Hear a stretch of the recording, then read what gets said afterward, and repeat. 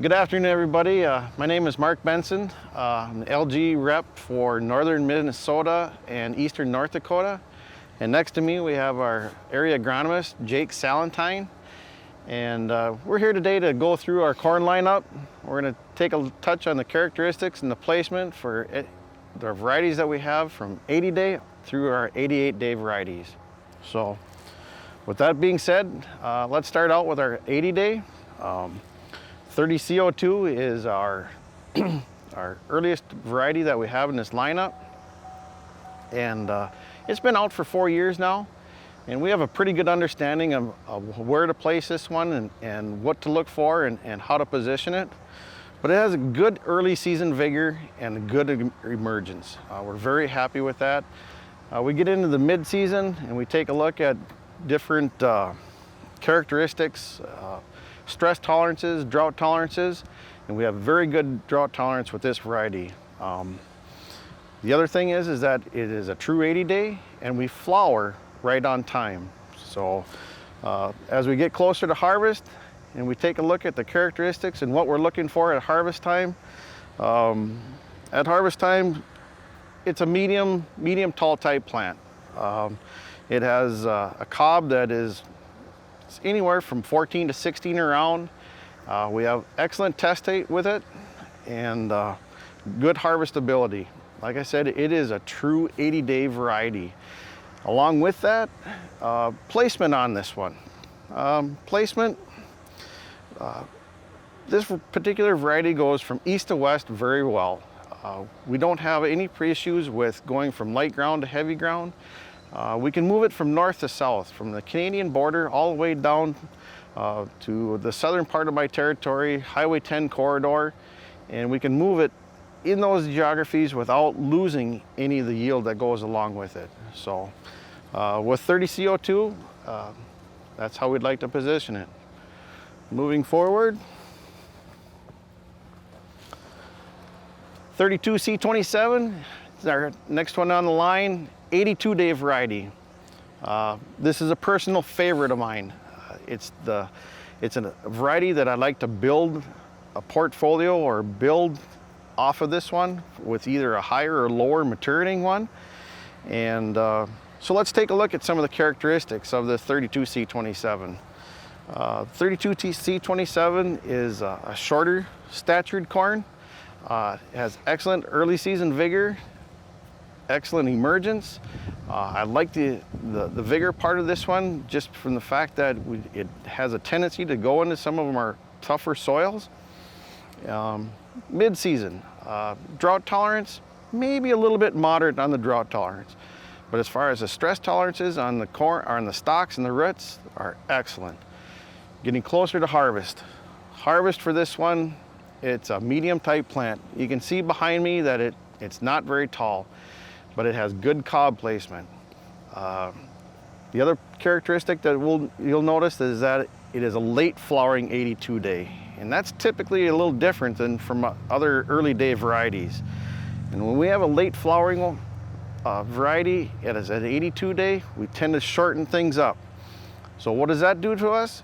When we shorten things up, it gives us a fast dry down. This is one of the fastest dry down 82 days that I've ever come across, and I really like that.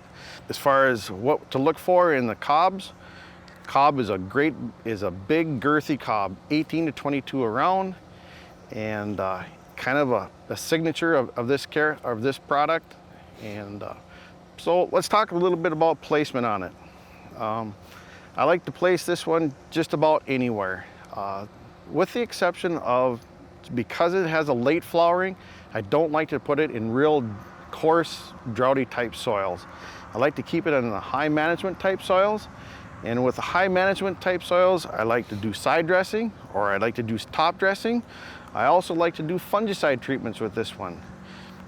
Keep the populations up, and we can extract a lot of yield from this particular variety. Like I said, 32C27 is one of my favorites. Next, going down,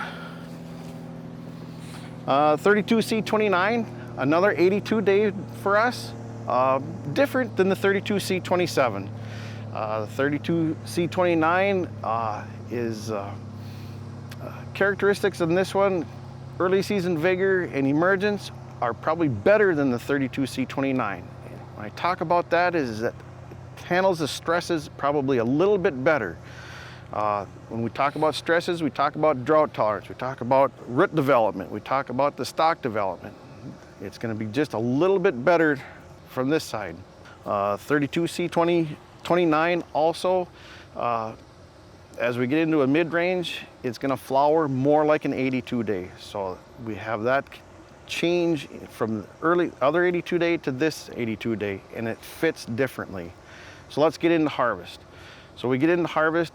It does not have a big girthy cob like its other 82 day, but it's got more of a 16 to 18 around, more of a flex type ear. We can keep the populations up. We can extract the yield from it. What this one has that the other one doesn't is that it has excellent drought tolerance. So we can put it in different places. So when we get into product placement, I would put this one in our droughty, more coarse type soils. The 32C27, I put it in more of my high management type soils, and we'll get a better return on your investment. Moving down again, 5370. 5370 is our 84 day. When we talk about different varieties and different hybrids, we'd like to package them in different ways.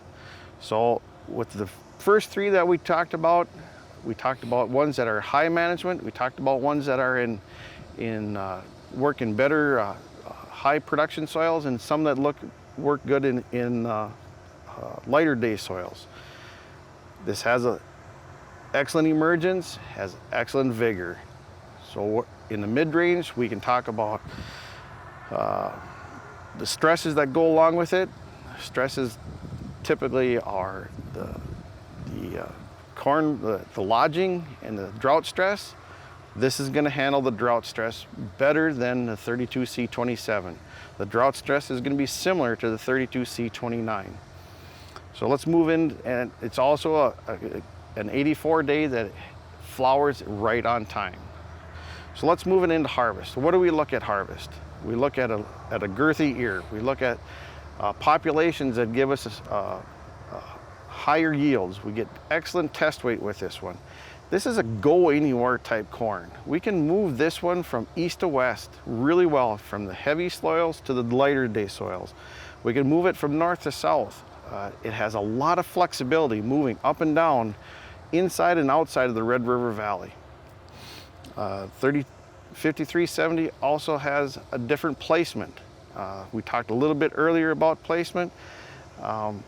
It's a go anywhere type corn. I can move it in different geographies, and that's what gives it its flexibility. We'll move down to the 5375. We're gonna let Jake take over from here. Go ahead, Jake. I'll take over 5375. 5375 is our 85 day corn hybrid. It's got excellent emergence, very good stalks and roots. It's got solid east to west movement on it. This one will flower a little early. It's got an excellent GASA score. From a packaging standpoint, this kind of goes along with 5370. This 5375 will take some of that heavier dirt.